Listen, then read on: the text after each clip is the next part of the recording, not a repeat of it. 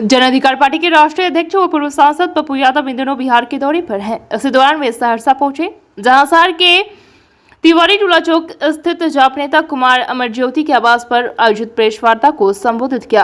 Press वार्ता के दौरान उन्होंने प्रधानमंत्री से लेकर बिहार के मुख्यमंत्री पर जमकर हमलावर हुए। पूर्व सांसद पप्पू यादव ने कहा कि प्रधानमंत्री को देश की बेरोजगारी, भ्रष्टाचारी नहीं दिख रहा है।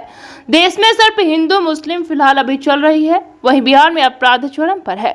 लगातार हत्या, लूट, बलात्कार जैसी वारदात हो रही है और सरकार मूक दर्शक बनी हुई है। आपको बता दें कि बीते दिनों सहरसा जिला के सोनबरसा राज थाना क्षेत्र अंतर्गत अथलखा पंचायत में भीषण आगलगी की घटना से 50 से अधिक घर जलकर राख हो गई थी। सूचना मिलने के बाद जाप सुप्रीमो पप्पू यादव वहां पहुंचे और पीड़ित परिवारों से मिले, जिसके बाद अग्नि पीड़ितों के बीच राहत सामग्री का भी वितरण किया गया एवं आर्थिक मदद भी की गई। इसके बाद वे सहरसा में आयोजित एक प्रेस वार्ता को संबोधित किया। इस दौरान उन्होंने सरकार पर जमकर निशाना साधा और कई गंभीर आरोप भी लगाए। इस मौके पर बड़ी संख्या में पार्टी के पदाधिकारी एवं कार्यकर्ता मौजूद रहे। बीएनपी न्यूज के लिए सहरसा से संवाददाता रितेश की रिपोर्ट। भैया देखिए, अब मोदी जी के बारे में मेरा कहना यह है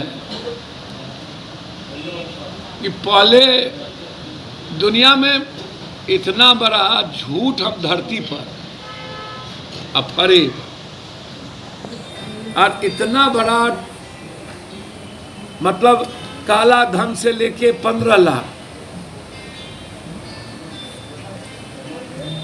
अब जितना उनकी योजना है उठा के आप देख लीजिए। नौकरी 5 करोड़, 5 नौकरी नहीं दी उन्होंने। लगातार इकोनॉमी कोलैप्स होता चला गया। महंगाई दुनिया की सबसे प्रकाष्ठा पर 160 रुपया में एक टोल टैक्स आप पार कर पाइएगा, 2 रुपया पर किलोमीटर। जितनी लागत उससे ज्यादा गमा दीजिए, जितना हम लेंगे नहीं उससे ज्यादा आप टोल टैक्स को दीजिए। अब कपड़ा जो पहनिएगा आप, ये 27 रुपया महंगा हो गया। तेल और दाल कहां चला गया उसको देखिए, 122-23 रुपया तेल, 150 रुपया गैस। आप कोई ऐसा काम, एजुकेशन महंगा हो गया 17%। अब फार्मर की तो बातें छोड़ दीजिए, रोजगार की तो चर्चा ही छोड़ दीजिए। अब उनको बेचारे को समझ में नहीं आता है, हर फायदा अदानी और अंबानी को पहुंचे। डिजिटल कोई भी चीज है, 4 आदमी ही इस देश में अभी देश चला रहा है, अदानी, अंबानी, मोदी जी और अमित शाह जी। अब इनसे जरा पूछिए ना कि पर कैपिटा इनकम बांग्लादेश से हमारा कम क्यों है, और 2030 में बांग्लादेश की जीडीपी हमसे डबल टाइम ज्यादा क्यों हो रहा है। हम नेपाल और बांग्लादेश और श्रीलंका से भी नीचे जा रहे हैं। ये बात उनसे क्यों नहीं पूछ रहे हैं? ये तो इकोनॉमी का फंडा है ना हो। डिजिटल कैसे, किसके पास, कहां से डिजिटल लेन देन करेगा? सर पैसा किसके पास व्हाइट है कि डिजिटल करेगा? हम रोज कमाते हैं, रोज करते हैं, कहां से डिजिटल होगा?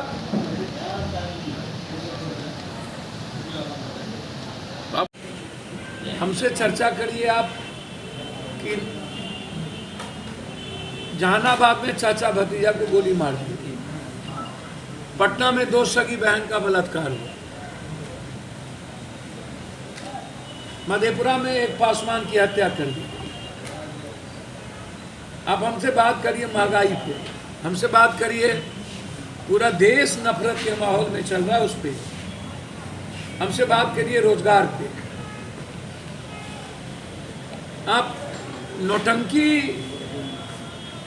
राजनीतिक पार्टी और नौटंकी परिवार, पॉलिटिकल इवेंट्स जो आज देश में हो रहा है, एक तरफ अमित शाह जी आते हैं महोत्सव मनाने हैं, मुझे समझ में नहीं आता बिहार में एनबीसीसी रेलवे का मुद्दा खत्म हो गया, इस पे चर्चा नहीं करते हैं। ग्रुप डी के मामला पे चर्चा नहीं करते हैं। बिहार के विशेष राज्य और विशेष पैकेज पे चर्चा नहीं होती है। जो मनमोहन सिंह, इंदिरा गांधी, नीतीश कुमार ने काम किया वह भी वो कह रहे थे कि नरेंद्र मोदी ने बनाया। आर्यभट्ट बनी नीतीश कुमार के रीजन में, नरेंद्र मोदी उस वक्त प्राइम मिनिस्टर नहीं थे। जो मनमोहन सिंह ने बनाया उस वक्त ये प्राइम मिनिस्टर नहीं थे। ये बिहार के बारे में आप चर्चा करिए ना हमसे। लगातार घटना, व्यवसायियों को अभी मार दिया, 109 को हाजीपुर में परसों हम थे। अब अमित शाह जी पर चर्चा करके, भाजपा पर चर्चा करके क्या फायदा? उन्हें देश के युवाओं के रोजगार की गहरी चिंता नहीं है, उन्हें किसानों की चिंता नहीं है, उन्हें इकोनॉमी की चिंता नहीं है। बांग्लादेश हमसे ऊपर हो चुका है, पर कैपिटा इनकम ऊपर हो चुका है। 2030 में बांग्लादेश की जीडीपी हमसे बहुत ऊपर होगी, और हम यहाँ बैठ करके बात करते हैं जात पात की, हिंदू मुसलमान। हम नफरत पैदा कर रहे हैं। अब नीतीश कुमार जी इफ्तार पार्टी में वैसे गंभीर आदमी है, बिना सोचे समझे तो कोई काम नीतीश कुमार जी करते नहीं है। नीतीश कुमार हर काम को 1 लाख बार सोच करके कदम बढ़ाते हैं। अब कॉमन लॉ जो अभी जो चर्चा शुरू हो गई रामनवमी के बाद,